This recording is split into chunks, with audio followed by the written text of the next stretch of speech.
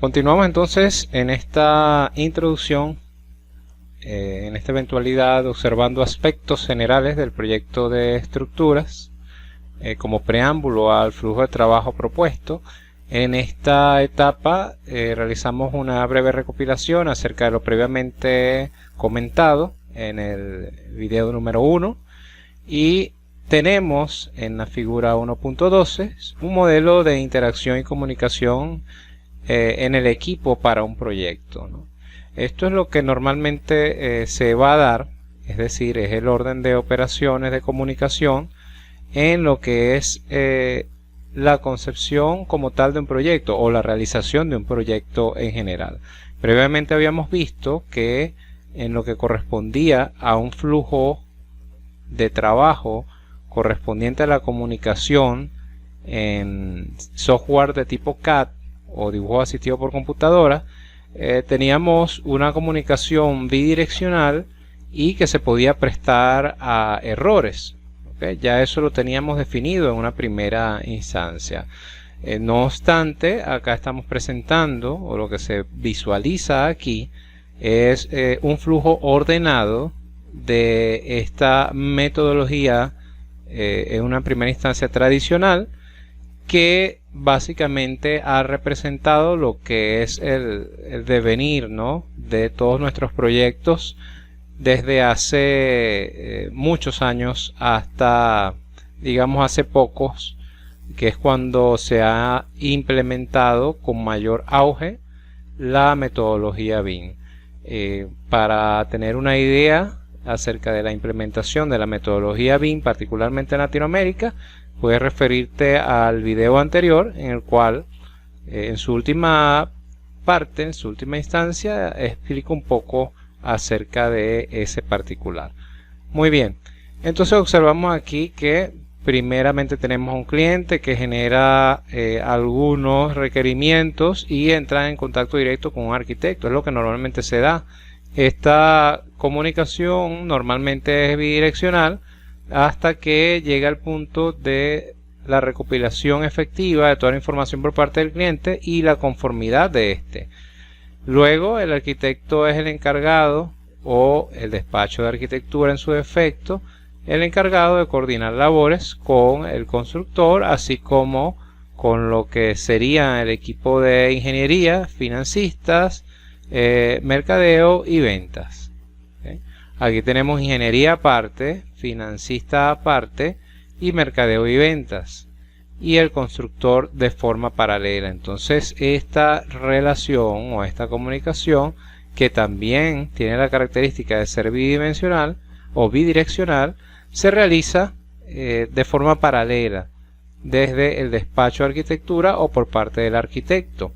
Ahora bien, esta comunicación de arquitectura con las otras dos ramas hace posible una triangulación en el proceso de comunicación en la que fluye, pero necesariamente debe ser digamos uno a uno, la comunicación entre el arquitecto, los constructores, los ingenieros, financistas, mercadeo y ventas, y todo este personal debe estarse comunicando siguiendo las líneas de flujos que se presentan acá. ¿Okay? Muy bien. Luego de esto, lo que se hace es generar información para lo que es el proceso de fabricación, montaje y construcción, y desde luego para sus representantes, teniendo en la parte inferior del cuadro lo que es la fabricación en taller y montador y constructor. Entonces tenemos la primera fase, que es la fabricación en taller, normalmente es así como se opera, y de allí pasamos entonces, e incluso se puede llevar de forma paralela y mucho más en un entorno de trabajo BIM, lo que es el montaje y la construcción. Perfecto. Este es un flujo de trabajo, como ya lo he dicho, bastante típico para lo que es nuestra metodología, nuestra acostumbrada metodología. Enfatizo que la diferencia particular de este flujo de trabajo es que estamos mostrando un orden de operaciones en cuanto al flujo de la información, a diferencia del anterior esquema en el cual se mostraban cada una de las especialidades y la posibilidad de comunicación entre ellos y desde luego la posibilidad de error en dicha comunicación. Acá se realiza o se visualiza lo que sería un proceso ideal. De cualquier manera, debe ser protocolizado previo a la realización del proyecto. Muy bien. Al considerar la figura 1.13, ya tenemos lo que es un método ordenado estándar para la realización de un proyecto de estructuras. Esencialmente, esto es o se deriva de la presentación previa acerca de los pasos para el proyecto o la concepción del modelo estructural. Entonces, acá se nos presenta lo que es un método ordenado de proyección, claro está circunscrito al área de estructura, y que viene, por supuesto, enmarcado en lo que es la ingeniería, luego de los requerimientos de arquitectura. Entonces, lo que debemos considerar son como mínimo estos 6 pasos que son típicos y que hemos de seguir, ¿no? Reitero la importancia de el conocimiento de qué es lo que se va a hacer. Es decir, normalmente cuando vamos a realizar cualquier labor, lo lógico es que sepamos, 1, qué labor vamos a hacer y 2, cómo lo vamos a hacer. Si damos solución o si damos respuesta a estas 2 primeras interrogantes, lo más probable es que tengamos éxito, pues lo que resta es simplemente operar. Entonces en este orden de operación o en esta tónica me permito comentarles acerca de los 6 pasos que les estoy mencionando. Como paso número 1 tenemos la selección del tipo estructural y su predimensionado. Ya sabíamos previamente, en función a lo que se había dicho en el video número 1, que se generan los requerimientos de arquitectura. Hay una selección del tipo estructural y su predimensionamiento en función, pues claro está, de estos requerimientos por parte de arquitectura, y que necesariamente prelan lo que sería la selección y lo que es el accionar de estructura, pues nosotros damos respuesta a esencialmente los problemas que se presentan desde la parte de arquitectura, sin perder de vista que al final de cuenta o al fin y al cabo debemos establecer la factibilidad o la no factibilidad del proyecto. En una segunda instancia tenemos el paso 2, que se menciona como definición de las cargas para el análisis. Y esta definición de las cargas para el análisis, les recuerdo entonces que se deriva normalmente de la información que podemos tener en una memoria descriptiva de arquitectura, así como en los planos de arquitectura, si estamos hablando en CAD, y muy bien se podría derivar de una forma bastante expedita al considerar un modelo tridimensional que se enmarca en la metodología de trabajo BIM o Building Information Modeling. Como tercer paso en este método ordenado de proyección en el área de estructuras, tenemos el análisis de las solicitaciones actuantes y sus combinaciones determinantes. Claro está, luego de definir las cargas y las afectaciones sobre la edificación, debemos realizar un análisis de las mismas y las combinaciones normativas que vamos a emplear. Todo esto se enmarca, pues, por supuesto, dentro de lo que sería el método de implementación, el método que vamos a estar utilizando. Aquí en este tercer paso es donde se define, pues claro está, si vamos a utilizar método de estados límite o si vamos a utilizar el ASD o cualquier tipo de metodología para el diseño particular que nos requiera. En un cuarto punto o en un cuarto paso tenemos la determinación de las secciones adecuadas. Esto involucra, como lo veremos posteriormente en un flujo de trabajo más detallado, lo que es la optimización de perfilería, la optimización de secciones y demás, y desde luego que su repercusión radica en un aspecto económico de una manera bastante fuerte, ¿no?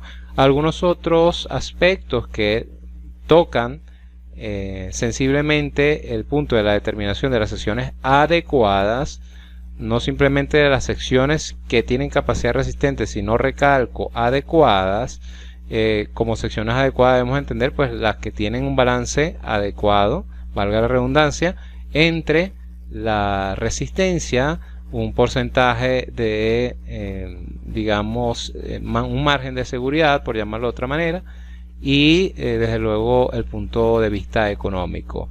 Entonces, como le comentaba previamente, algunos otros de los puntos sensibles en este particular sería también lo que es la planificación, igualmente la logística para las operaciones en sitio, la preparación, si es el caso de mezclas, por ejemplo, la procura de materiales y desde luego la indagación que ya previamente ha de haberse realizado correspondiendo a lo que es la disponibilidad de equipamiento en el mercado.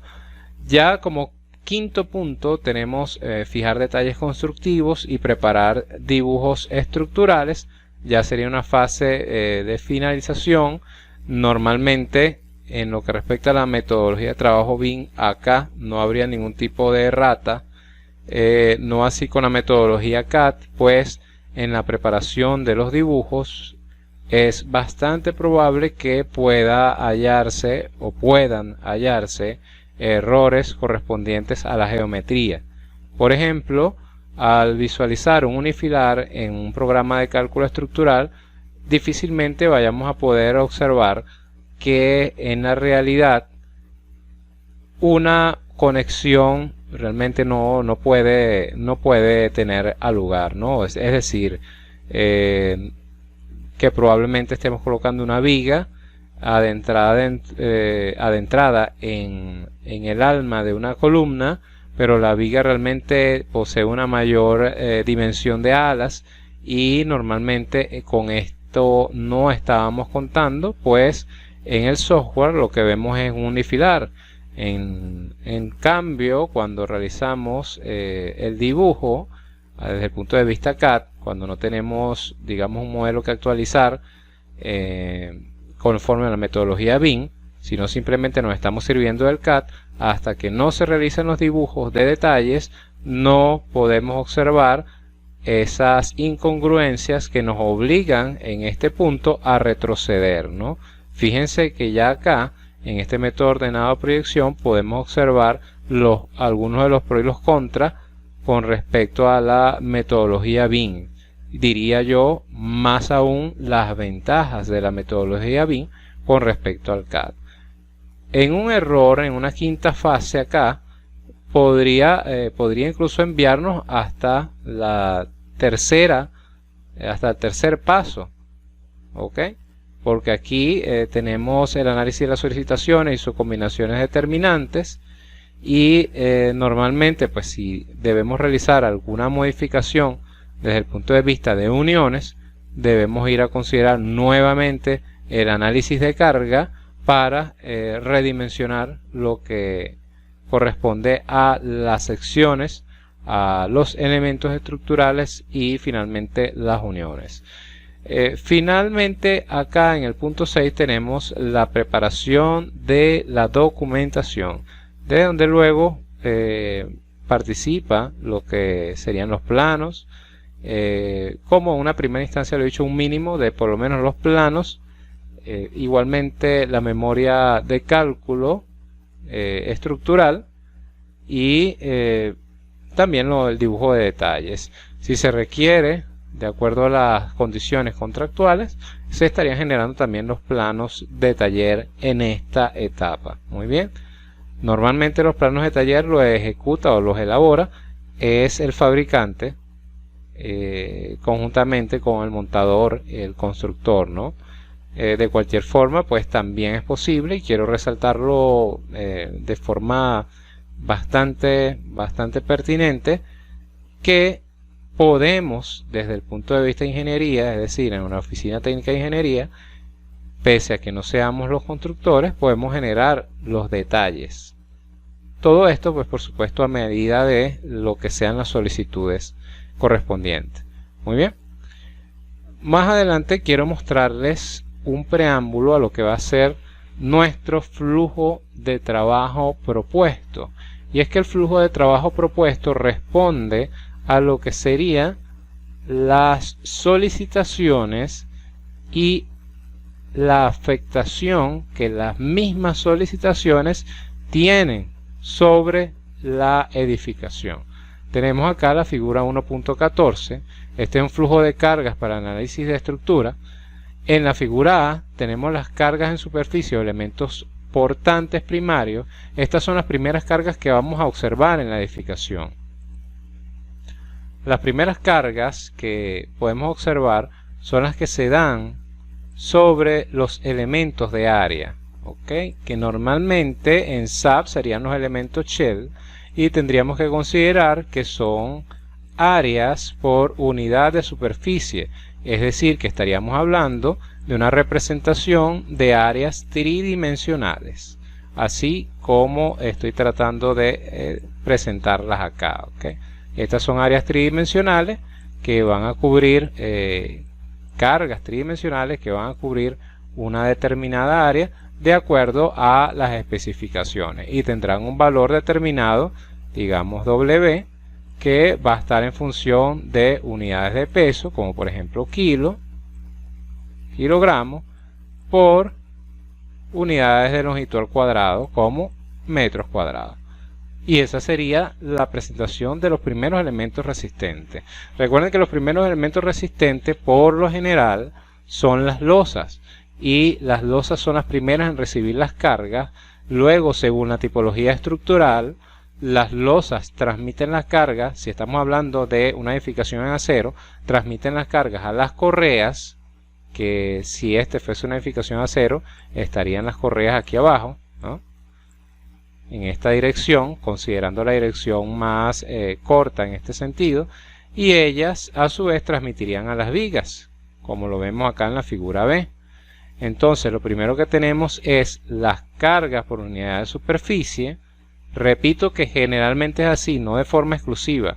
Hay otros casos donde las vigas son los primeros elementos en ser cargados, y las losas pueden ser elementos de carga que están colgando de las vigas, y bueno, eso implicaría otra configuración, ¿no? Pero es bastante común ver este tipo de configuración, valga la redundancia, como el que presento acá, en el que las losas, las áreas como tal o la superficie son los primeros elementos cargados, normalmente de forma paralela con lo que son los perímetros, como el que vemos acá, correspondiente normalmente a cargas que le afectan motivado a la tabiquería o a los cerramientos. En una segunda instancia observamos en la figura B las cargas de longitudes o elementos portantes secundarios.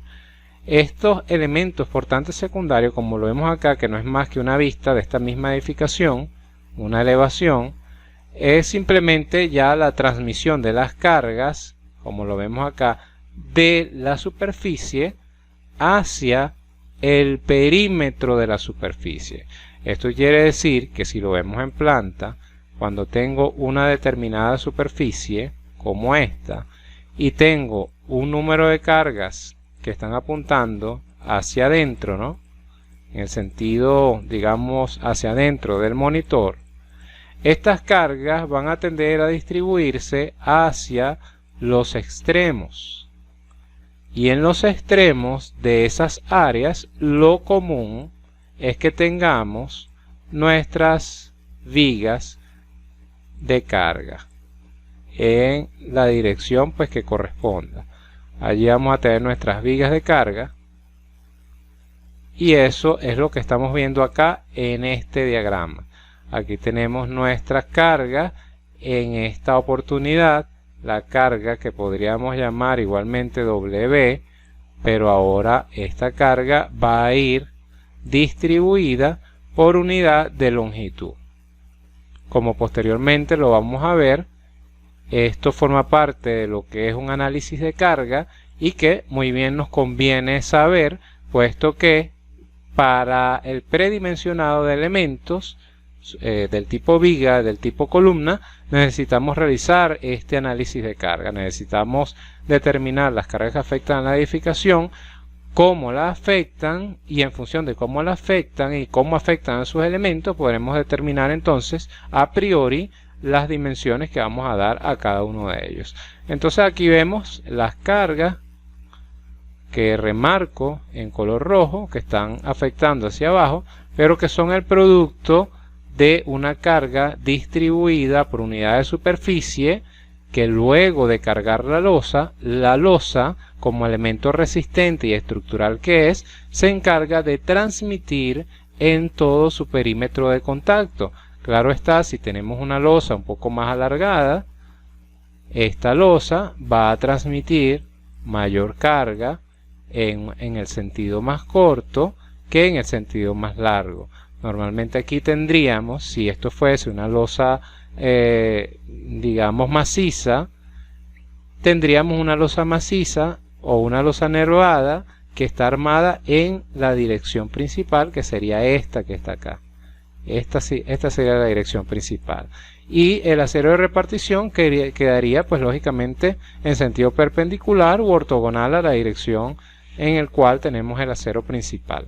Muy bien, entonces tenemos acá la carga distribuida que se transmite a el sistema de vigas, pero esta transmisión se realiza por nivel. Esto quiere decir que la carga que está acá arriba no me afecta demasiado, o sea, por efectos de segundo orden o digamos por efectos secundarios que también pueden preverse, tiene una afectación sobre los demás elementos de la estructura, pero a efectos escolásticos, a efectos de idealización, cada nivel o cada envigado es responsable de recibir la carga por sí mismo, y tendremos entonces que simplemente realizar una unificación de las secciones transversales para lograr pues no tener mayores variantes si nuestro sistema estructural difiere mucho, particularmente en cuanto a cargas. Pero si normalmente posee las mismas cargas, si tenemos acá la misma carga W, acá la misma carga W y acá la misma carga W en kilogramos fuerza por metro cuadrado, y tenemos una misma distribución como la que observamos acá, que fíjense que el envigado básicamente es el mismo, entonces vamos a tener dimensiones de elementos similares. Ahora, lo que se quiere mostrar con esto es que tenemos una primera instancia 1, una distribución de cargas en unidad de superficie, que es lo más común. 2, de la superficie se transmiten estas cargas a los elementos portantes o a los elementos portantes secundarios, no por importancia, sino secundarios en el orden de transmisión de carga, que serían el caso de las vigas secundarias o las correas, si estamos hablando de estructura de acero, como previamente le he comentado, o simplemente las vigas de carga cuando estamos hablando de una estructura de concreto, por ejemplo, con una losa maciza, ¿no? Si estuviésemos hablando de una estructura de concreto con losa nervada, pues entonces lógicamente la carga vendría primeramente sobre la loseta, y nuestro nervio, que vendría siendo algo así, sería el segundo elemento afectado. Tendríamos cargas acá, que ya saben que es o son cargas por unidad de superficie, y estas cargas trabajan cual si fuese una plancha o cual si fuese una losa que va a transmitir, o al menos así lo realizamos de manera idealizada, porque por supuesto tiene un efecto conjunto dependiendo si este conjunto que está acá trabaja como viga T o como viga solamente, pero normalmente podemos hacer una buena apreciación conservadora si consideramos que tenemos la carga distribuida acá arriba y esa carga distribuida a su vez llega y es repartida hacia los distintos nervios por la losa y lógicamente esto es en función de las características mecánicas de la losa, ¿no?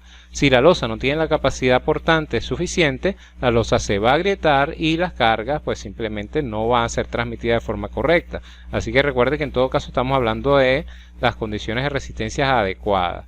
Una vez que se transmite a los elementos principales, a los elementos de carga, en este caso lo hemos definido como cargas en longitudes o elementos portantes secundarios, entonces estos elementos de carga secundarios igualmente van a transmitir cargas hacia los últimos elementos como son las columnas. Los últimos elementos de la superestructura, claro está, hacia las columnas. Y aquí es donde vamos a tener entonces estos últimos elementos de carga, los cuales sí efectivamente van a recibir la carga o la sumatoria de las cargas de todos los niveles de la edificación. Entonces sí, aquí tenemos un W, aquí un W, aquí un W, o dicho de otra manera, aquí tenemos, se nos presenta, permítame cambiar acá, aquí se nos presenta un W en kilogramos por metro cuadrado. Entonces cada columna, y aquí iniciamos con lo que es la definición de área tributaria que posteriormente estaremos viendo y desglosando para su mejor comprensión. Entonces en función del área tributaria cada columna va a tener una carga, es decir, va a recibir de la superficie un cierto porcentaje de carga que se va a incrementar conforme desciende los niveles de la edificación, porque a mayor número de niveles descendentes, pues la columna en este punto se sabe que va a cargar más que en este punto, y aquí va a estar mayor cargada que acá, y acá va a estar mayor cargada que acá. El punto más cargado de la columna va a ser la parte inferior, como claramente podrá evidenciarse. Lo que acá no está escrito, pero sí ya se sabe, ¿no? Es que lógicamente lo he acabado de comentar. Esto se circunscribe a lo que es la superestructura, pero sabemos que de aquí existe la transmisión aún hacia unos últimos elementos que van a corresponder a pedestales, viga y viga de riostra, pedestales y viga de riostra, pedestales y viga de riostra, y finalmente hacia la zapata, que a su vez va a transmitir al suelo y en este particular al estrato resistente. Si el suelo posee una mala calidad, ya sabemos entonces que debemos utilizar fundaciones de tipo profunda y encontrar el estrato resistente más adecuado. Muy bien. Ahora, entendiendo que este es el flujo de carga, el flujo de las cargas, vamos a colocar 1, 2 y 3. 1. Llegamos a la superficie, las cargas ya determinadas por el análisis de carga, valga la redundancia, o por los requerimientos arquitectónicos, ya hemos determinado que W tiene un valor. Este W va a afectar a la superficie en unidades de masa por unidad de superficie. ¿Ok? Luego, cada una de esas áreas va a transmitir a sus elementos portantes, llámese viga, llámese correas. En el caso de las correas, si son las que reciben la carga, las correas a su vez van a transmitir a las vigas de carga. En el caso en que no haya correas, sino losa maciza, lo repito, entonces la losa maciza va a transmitir directamente a las vigas de carga sin necesidad de las correas.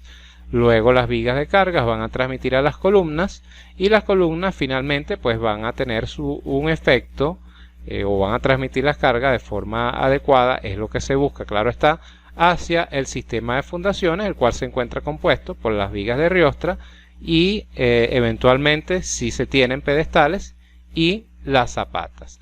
Las zapatas van a transmitir al terreno de fundación y allí es donde va a ocurrir la disipación de las cargas.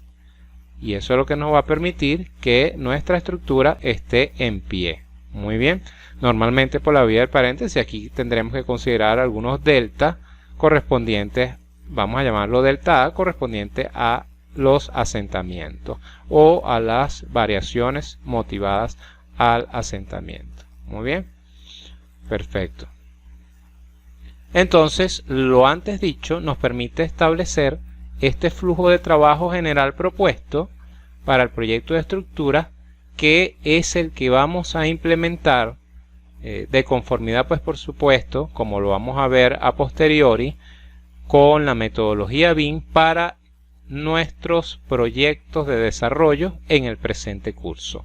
Entonces, para el proyecto de estructura, primeramente tenemos el estudio del proyecto. Cuando hablamos del estudio del proyecto, nos referimos a empaparnos de toda la información correspondiente a la memoria descriptiva de arquitectura, a lo que son los planos de arquitectura. Esto debe ser un proceso de arduo estudio, de detallado estudio, de detenido estudio, porque recuerden que cualquier omisión desde el punto de vista de carga pues puede redundar en errores graves, incluso en pérdidas de vida. Entonces debemos considerar y debemos tomar el tiempo prudencial para realizar este estudio del proyecto, el estudio de lo que vamos a realizar o lo que se nos está requiriendo. Posteriormente, este estudio de proyecto, que lógicamente conlleva un análisis de carga y las consideraciones esencialmente de las cargas, pasamos a una fase de predimensionado, en el cual, como ya lo he dicho, a priori vamos a estar estableciendo las dimensiones de los elementos estructurales, de acuerdo a la afectación o a las solicitaciones sobre la estructura y sobre los elementos que le conforman. Llámense losas, llámense correas, llámese vigas secundarias, llámese vigas de carga o principales, llámense columnas, e incluso en el caso de la infraestructura hablamos de fundaciones. Acá tenemos entonces el siguiente eslabón dentro de nuestra cadena, que serían los parámetros de diseño. Dentro de los parámetros de diseño se definen entonces la metodología que vamos a utilizar, como previamente lo he descrito. Seguidamente entonces estaríamos trabajando o considerando los catálogos y ofertas de mercado. Ya previamente lo he explicado. Te pido que por favor puedas remitirte a los videos anteriores. Normalmente entonces en el mercado vamos a tener la existencia de determinados materiales que va a afectar de todas nuestro diseño. Es decir, no podemos realizar un diseño con un material inexistente en el mercado. Y normalmente pues tendremos catálogos que nos van a permitir y que de hecho muy frecuentemente nos facilitan la labor con respecto a los materiales que vamos a utilizar. El caso del encofrado colaborante es uno de ellos, que normalmente tiene un catálogo que nos indica pues espaciamientos máximos entre correas para estructuras metálicas. El caso de las nervaduras prefabricadas pues también tienen sus catálogos y que nos van a ayudar también a determinar pues deflexiones y comportamientos en general. Todos estos catálogos y estas ofertas de mercado son las que nos permiten establecer un preludio para los siguientes pasos, como lo es el método de diseño y combinaciones de carga, que ya bueno, lo tenemos bastante claro con lo que estamos hablando. Si estamos hablando del método de estados límites o algún otro método que decidamos utilizar, método de plasticidad o algún tipo de método, ¿no? Esto es muy personal ya. Y combinaciones de carga, que de acuerdo al método va definida dicha combinación. Luego tenemos lo que es el diseño de superestructura y el diseño de infraestructura. Entendamos entonces que en la etapa de diseño no es solamente realizar el cálculo y obtener elementos que sean capaces de resistir. No solamente es esto, sino que sean elementos balanceados en cuanto a lo que es la capacidad resistente y los aspectos económicos. Porque claro está, si tenemos una carga de 30 toneladas, sabemos que una columna de 1 metro por 1 metro va a resistir esa carga de 30 toneladas. pero esto va a repercutir negativamente en lo que es el presupuesto del proyecto, y como tal pues sería algo poco factible. Sería una de las afectaciones, ¿no? Aparte de lo que sería el espacio. Entonces acá, en lo que es el diseño de superestructura y de infraestructura, aunque es muy recomendable tomar ciertos factores de seguridad, también debemos velar por los criterios de economía, pues para ello o en eso también se basa la ingeniería. Seguidamente tenemos el diseño de los otros componentes, ya previamente habíamos hablado de ellos, otros componentes como cuáles, como escaleras por ejemplo, otros componentes como tanques elevados, tanques subterráneos, otros componentes como simplemente complementarios, como aquellos que no colaboran directamente con la superestructura, que no están ligados a ella, pero que forman parte del proyecto de estructura. Muy bien, puede ser un tanque, una cisterna o algo por el estilo. Y finalmente lo último que vamos a hacer es la generación de documentos del proyecto. Entonces aquí tenemos un flujo de trabajo completo, paso a paso, que ya nos permite, digamos, establecer el orden de operaciones que vamos a seguir. No sin antes, me permito comentarles que estaremos complementando este flujo de trabajo o enmarcando este flujo de trabajo dentro de lo que es la metodología MIN, porque veremos de forma paralela lo que es el trabajo convencional con el trabajo de la metodología BIM, es decir, un trabajo o un proyecto llevado a cabo mediante la metodología BIM.